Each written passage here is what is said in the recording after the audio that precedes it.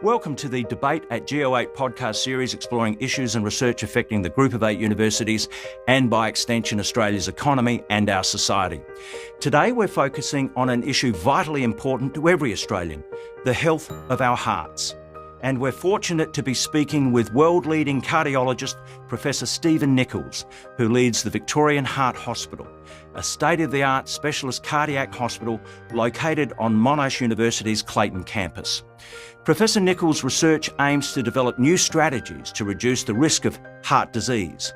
He's also the brains behind a revolutionary new cholesterol-lowering drug, which could be available in a couple of years. Hello, my name's Ron Candelars. I'm a freelance journalist and producer, and throughout this series we've been canvassing a range of topics, touching upon the work of all the Group of 8 universities.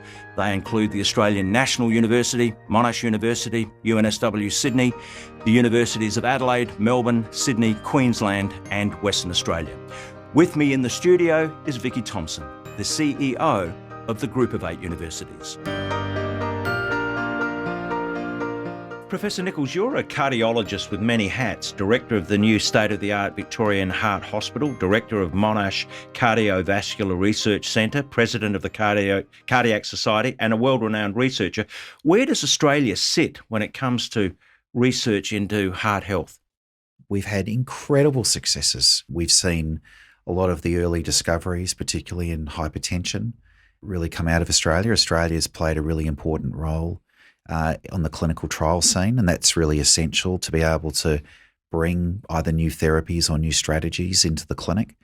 I think we are and can play a really important role in terms of what social disparity, particularly when it comes to Indigenous communities, are, and we know that there's a global network of Indigenous kind of health initiatives where I think Australia has and will continue to play an important role there. And what I'd like to see is that then evolve into how we develop new technologies. So we have the capacity to do all of those other things here.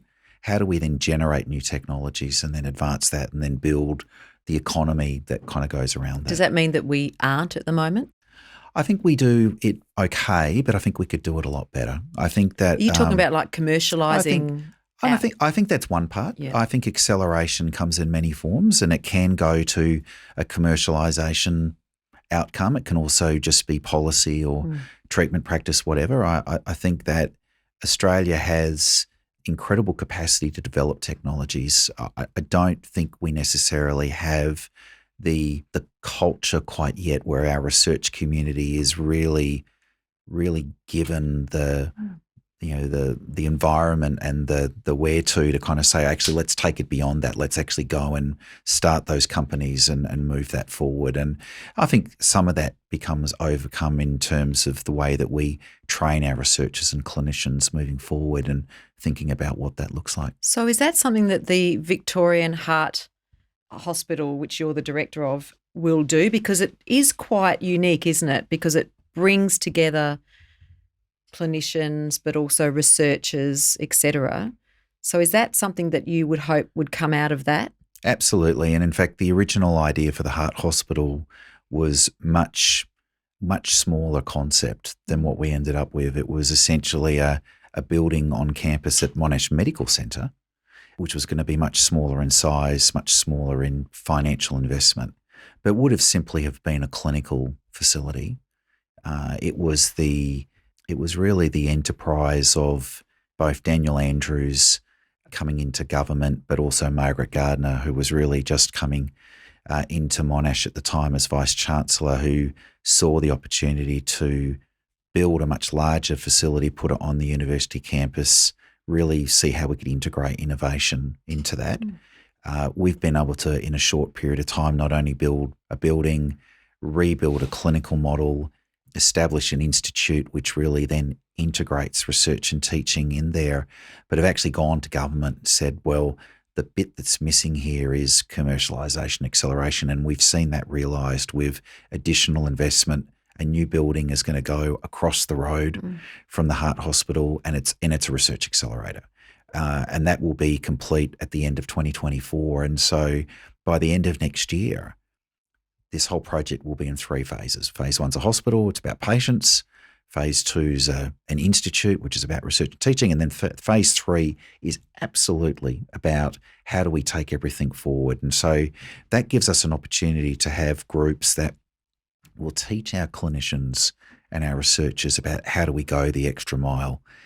It will have the groups that will then help them do that, and then they'll have kind of a footprint to be able to kind of move forward from there. Are there any other facilities like that in Australia or the world? And is this really the future as you see it in terms of health delivery, in your case, in relation to the heart hospital? But is this the future? I think it's absolutely the future. I think that the impact word is far more appropriate for what we're doing than we use the translation buzzword for many years.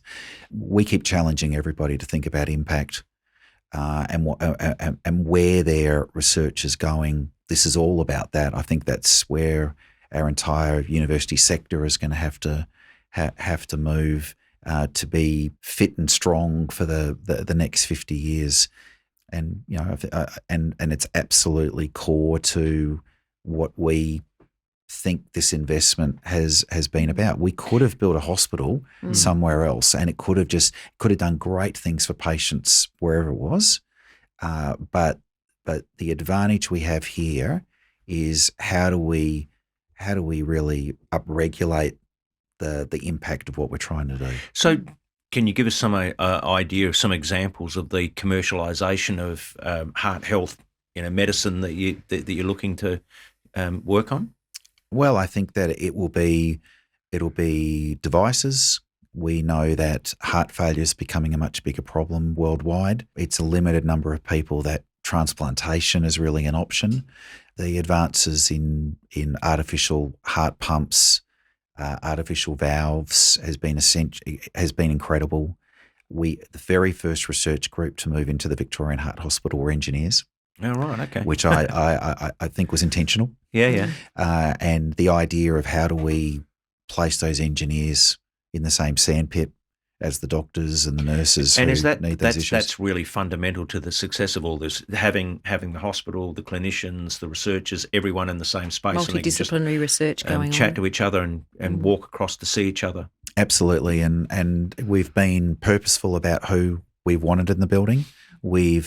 Because our institute is across the whole university, we spent the pandemic making all those connections across not just all the other faculties of Monash University, but all the other campuses of Monash University. Monash University is a big place.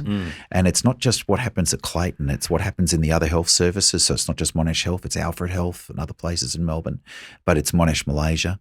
Spent a lot of time. We've launched our activities in Monash Malaysia, for example. But we've worked with the heads of all of those faculties and schools to identify groups where we think it's a strategic gain for everybody by them being placed in the building. We maintain additional space as a bit of a hotel hot space where people can kind of come in, do what they need to do for short periods of time and then go back to where they need to go to. And then how do we embed a culture and training and meetings and get-together sessions? How do we facilitate the bumping into each other moments whereby, an IT person can bump into a preventive cardiology nurse and that result in a better way to be able to remind patients to take their medications or a better way to predict risk. I was asked a question at the cardiac meeting here this morning. Do I think in the future there will be apps that will be able to tell me as a doctor what's exactly the right therapy to use for a specific patient? I said, not only will there be apps that'll be embedded in the medical record will come up in front of you and it will pop right there, and that will need clinicians, it will need IT people, it will need data people, and we've got all of those groups at Monash. It's just about how we put them all together. The one thing, though, it's great to actually get access to someone like you, because over the last couple of years, Vicky and I have interviewed many people about commercialising research, and Australia doesn't have a great track record at doing this. But it seems like this model is, built around this notion of doing exactly that. What do you think are some of the biggest impediments to commercialising internationally heart health research that you're doing? So we absolutely need an enabling environment in this country. So we need to be funders. And there are funders, but we need to grow that. We know that cardiovascular research has a return on investment somewhere in the order of 9 to 1. And that's when you look at the research that has occurred in Australia. So I think that return on investment could be much greater when you start to get into some of these kind of novel technologies. We've got we're the world's leading pharmaceutical sciences faculty at Monash. The idea of how do we take a drug and actually take it through and actually get it into a situation where it's acquired by a multinational is a big deal. So there's no doubt we need funders at the table. And we need to grow that space. We need a culture to train our people to think differently. I've always been of the view that our clinicians have incredible research capacity because in the end of the day, they know where the gaps are. They know what they can't do, or they know what they wish they could do better. And how do we harness that potential from just being frustrated in the hallway to actually getting them in a room with somebody who goes, I've got a solution for that. And so I think training and getting people to think that if you go to places like Stanford and you ask people there, what's the secret source of success here? They'll say, well, you know what? Our tech office actually isn't any better than anywhere else. Yeah, sure, there's a whole bunch of venture capital firms around the corner, but what works there is there's just a culture that people had a go, and in every hallway there was somebody that started a company, and in a lot of hallways there's somebody who had a lot of success with a company. So I think the more and more we build that, then we have an ability to be able to take what has clearly been really good productivity on a research scale in this country and then take it to another level, and that's just thinking about commercialization as an outcome. And we know there's a whole host of other outcomes of acceleration that aren't just simply about starting a company. That would be simply just as important. So we have MRFF funding to lead the National Stroke and Heart Research Accelerator, ASRA. That is a multi-institutional, multi-state initiative, $10 million of federal government funding with $22 million of additional funding from all of the institutions. So that gives that, at least a head start to move. And we sold that premise to the MRFF that it wasn't just about starting a company, that acceleration could be lots of other things. And, our Indigenous colleagues are a great example of that. They will tell you that we can fundamentally impact health outcomes with some of the things that we're doing and go nowhere near starting a company. And so how do we embed that culture as well? And so give me an example of that. I mean, how do you transform health in the regions through that sort of skill? Health services research, I think, is a space where there needs to be a lot more work done. Policy.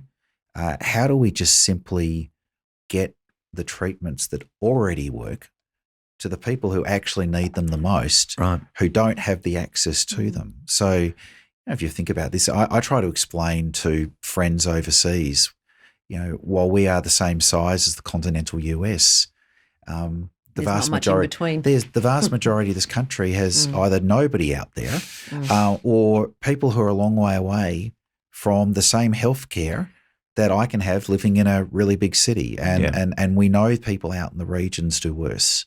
So some of the acceleration outcomes can be just simply how we really leverage processes to really make it more of a level playing field.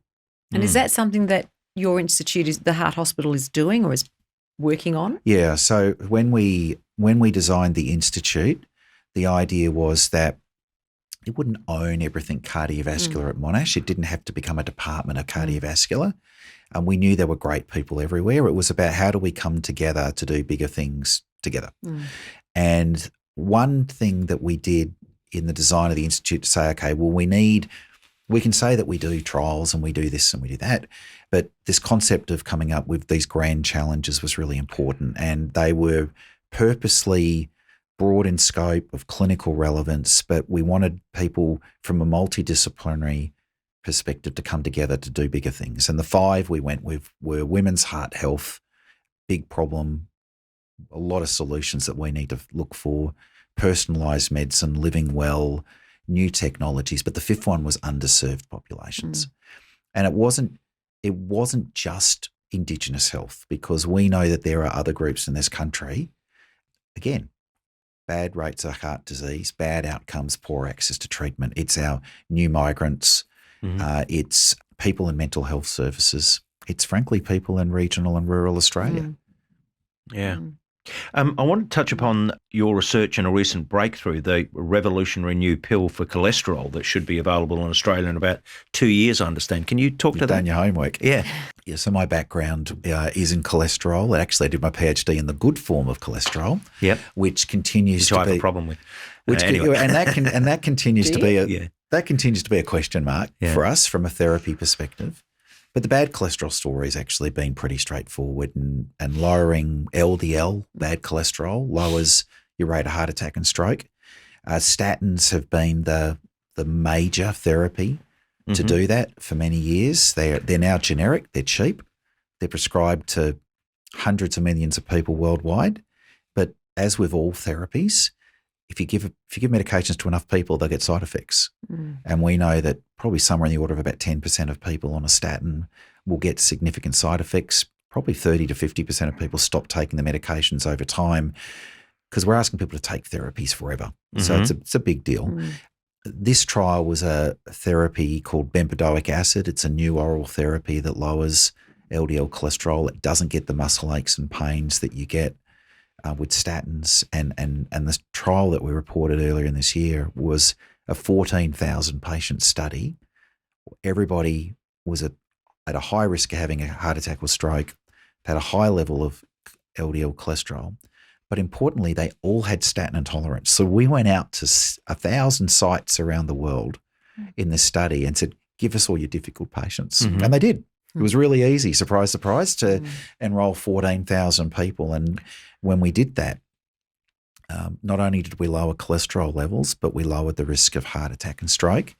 We've just looked at that data in a slightly different way. And in fact, it turned out the group that did the best were not the people who'd already had a heart attack. They were the people who we thought were at high risk, who hadn't quite got to that point yet. So again, tells us that we really need to do a better job of trying to identify people, ideally before they have a heart attack, because a quarter of people who have a heart attack don't make it to hospital.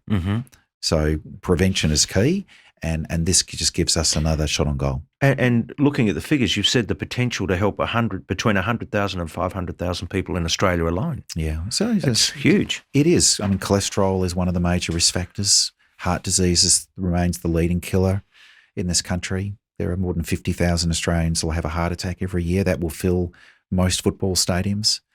And we've had incredible successes from a clinical perspective in this country over the last 30 or 40 years off the back of all that great research. But we've got to a point where we still see more Australians die from heart disease than cancer. We spend more money on heart disease than we do on most other areas of health. And we can shift how we spend that money. The reason we spend so much money on it is we're spending a lot of money at the advanced end after the horse has bolted. If we could just simply focus the costs more from a prevention perspective. And that end is the most expensive end too, isn't it? You know, when you're looking at surgery and all those other things. Well, absolutely. And if we can avoid all of that, then how we have approaches earlier on that actually prevent any of that from happening in the first place, it ultimately is a cost saver. Are you looking at like diet and lifestyle as well in the institute? Yeah, we are. I'm thinking here of the Charles Perkins Centre, for example, at Sydney University, which is looking a lot around metabolic fitness and brain health and all those sorts of things.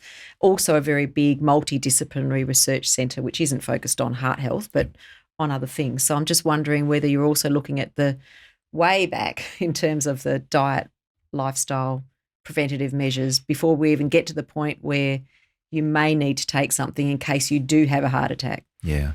I think, I'm a preventive cardiologist, and actually the community can do a lot more before they get anywhere near me. Yeah. So you're absolutely right. So one of the grand challenges we have is called living well, and diet and exercise are two important elements of that, but just as important are mindfulness and well-being, sleep health, but also survivorship.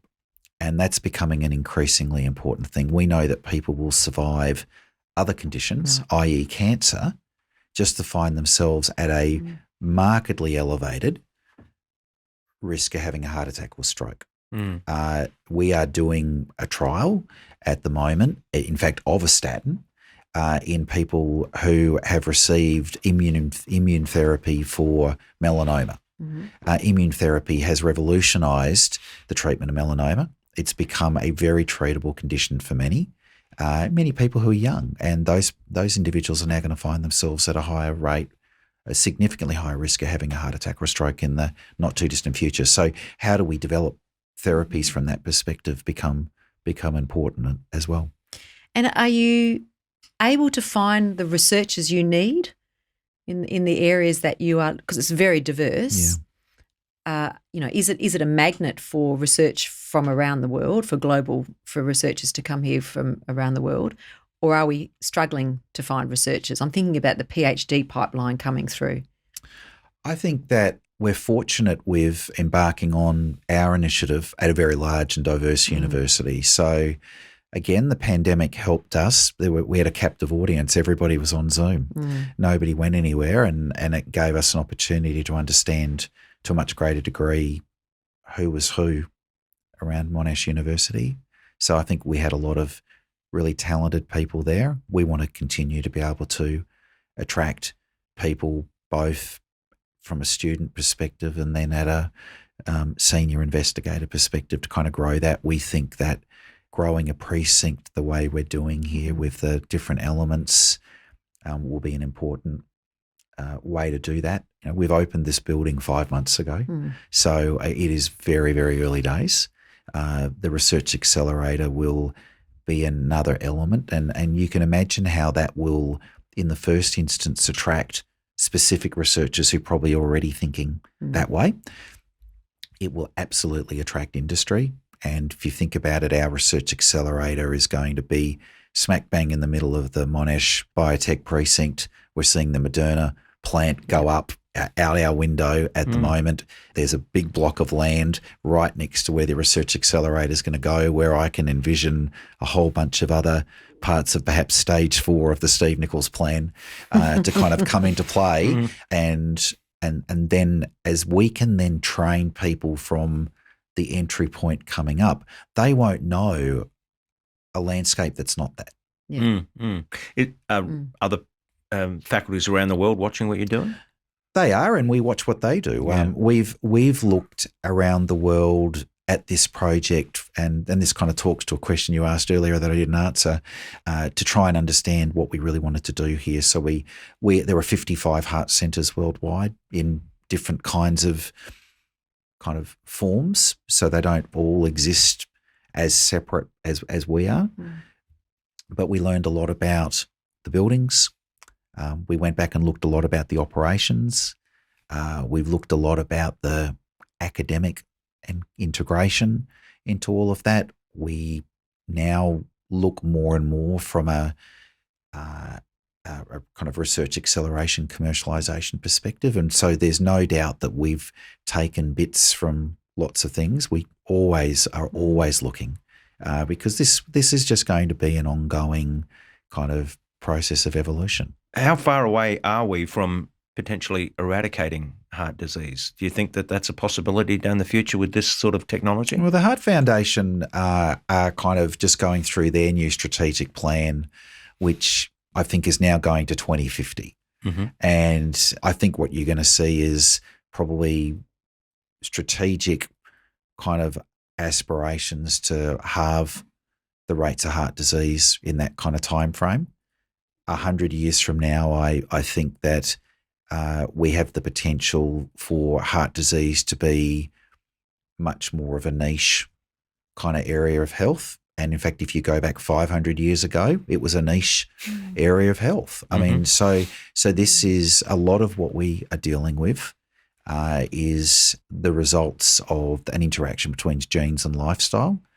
There's no doubt that we are an aging population, and that will create some other challenges. Hearts beat 60 to 100 times a minute. And you can imagine after 80, 90, 95 years, they start to get a little tired. And that creates some different challenges on a heart than when life expectancy was significantly less than that. Yeah. It's interesting. When I was researching a bit of this, I noticed you said at one point, while there are some genes that are associated with different cholesterol levels, the profile of genes in a population don't change that quickly. And so you start to think, what do we do differently now compared with what we did 200 years ago? Now we eat a lot and we don't do a lot of exercise. So is the fundamental issue still not so much genetic, but really diet?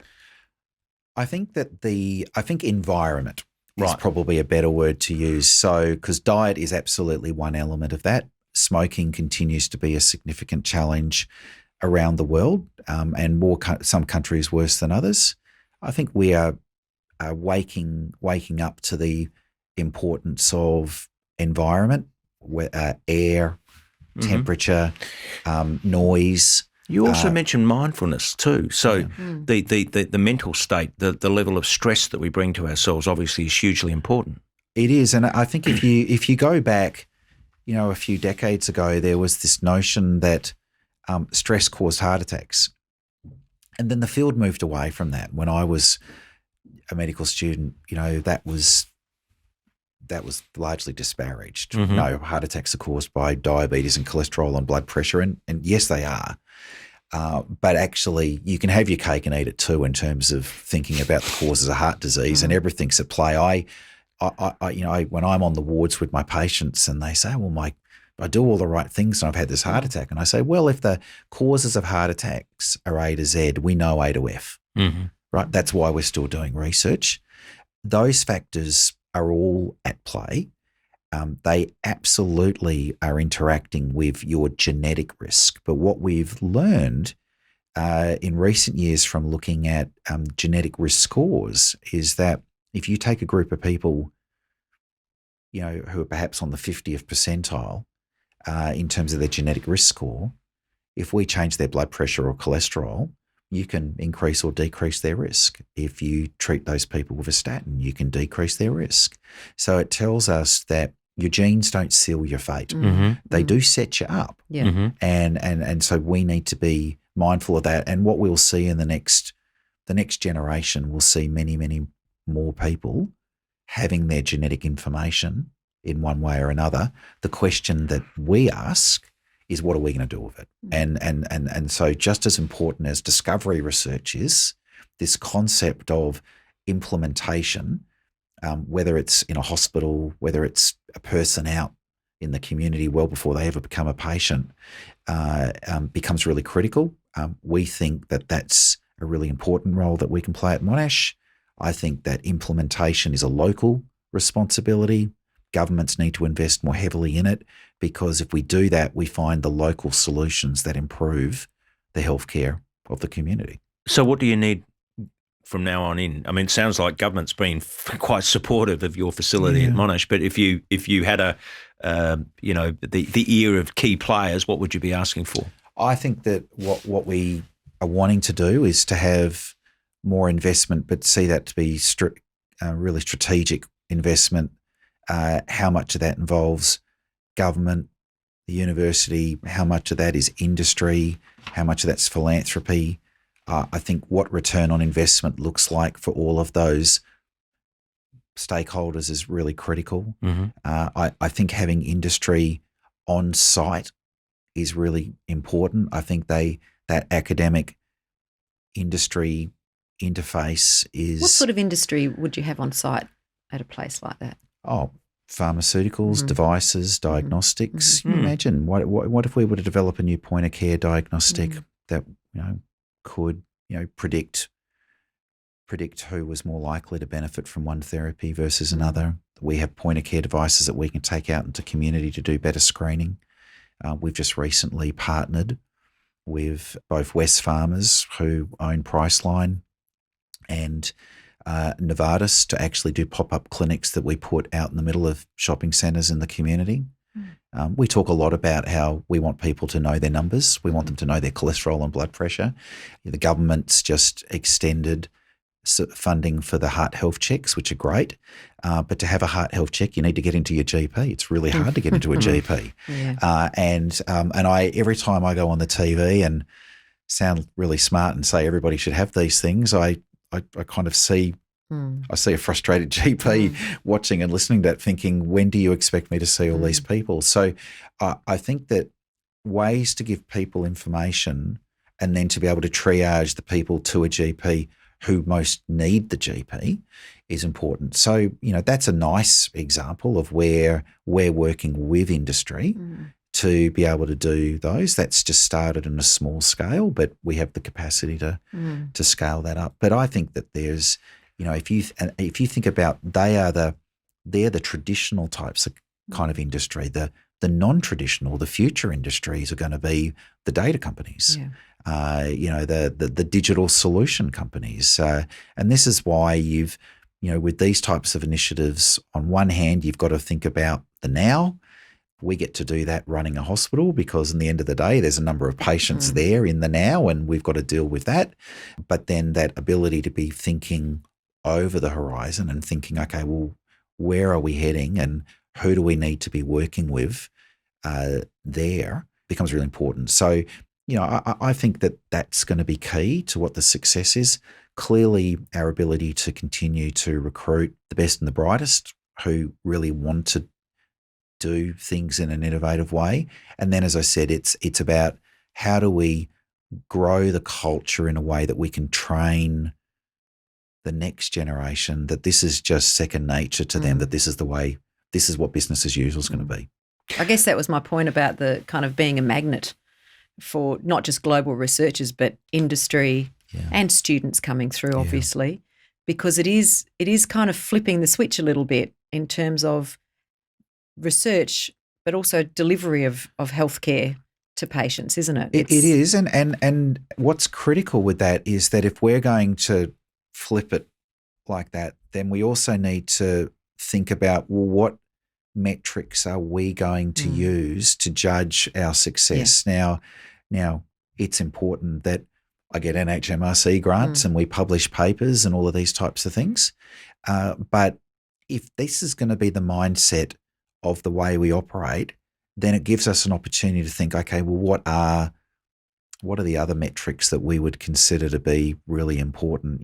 So, talk a lot about the difference in how much funding we get from category 1 and how much we get from other categories. Well, there was a time when, it was a lesser thing to get funding for these activities from non-category 1 sources. Now, actually, it's actually really critically important and strategic, and how much we value patents and companies and those types of things. How do we develop metrics for the non-commercialization acceleration outputs that we value, that we can turn around and say, well, actually, we did these activities and this is what it led to. Well, it sounds remarkable and quite exciting moving into the future and touching upon something that impacts on so many lives. And it's been wonderful speaking with you today. Thank you very much. Thank you. Thank you. Thanks for your company today. If you'd like more information about the issues raised in this podcast or other related topics, please visit our website at go8.edu.au. And a quick reminder that you can always tune in to the debate at Go8 on Spotify, Google, Apple or YouTube. Bye for now.